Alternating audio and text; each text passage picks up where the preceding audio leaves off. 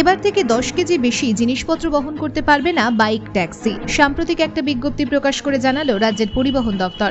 App নির্ভর যাত্রীবাহী bike taxi পরিষেবার ক্ষেত্রে এক গুচ্ছ নির্দেশিকা জারি করল পরিবহন দপ্তর। বাইক ট্যাক্সির ক্ষেত্রে কমার্শিয়াল নম্বরের বাধ্যতামূলক করার পাশাপাশি এবার আরও কড়াকড়ি পদক্ষেপ গ্রহণ করল পরিবহন দপ্তর। যাত্রীদের সুরক্ষা নিশ্চিত করতে এই পদক্ষেপ গ্রহণ করার জন্য নতুন নিয়ম চালু করল রাজ্যের পরিবহন দপ্তর। এবার অতিরিক্ত ওভারলোডিং করার সীমা বেঁধে দেওয়া হলো। কমপক্ষে 10 কেজির বেশি জিনিসপত্র বহন করতে পারবে না তারা। সরকারি নির্দেশিকা অনুযায়ী ওজনের পাশাপাশি যাত্রীদের ব্যাগ বা জিনিসপত্র আকার ধারণের মাপ বাইকের সমান 36 সেন্টিমিটারের বেশি রাখা যাবে না।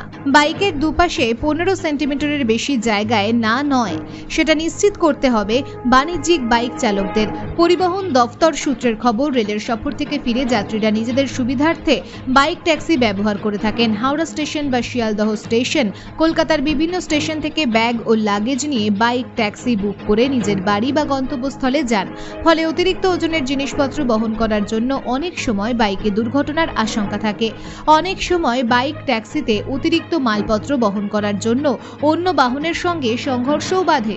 এছাড়া যাত্রীরা নিরাপদভাবে নিজেদের আসনে বসতেও পারেন না। তাই বাইক ট্যাক্সি ও যাত্রী সুরক্ষা নিশ্চিত করার জন্যই পরিবহন দপ্তর এবার থেকে বাণিজ্যিক বাইক ট্যাক্সিগুলিতে অতিরিক্ত জিনিসপত্র বহন করার ক্ষেত্রে নির্দিষ্ট মালবহন সীমা বেঁধে দিল রাজ্য পরিবহন দপ্তর।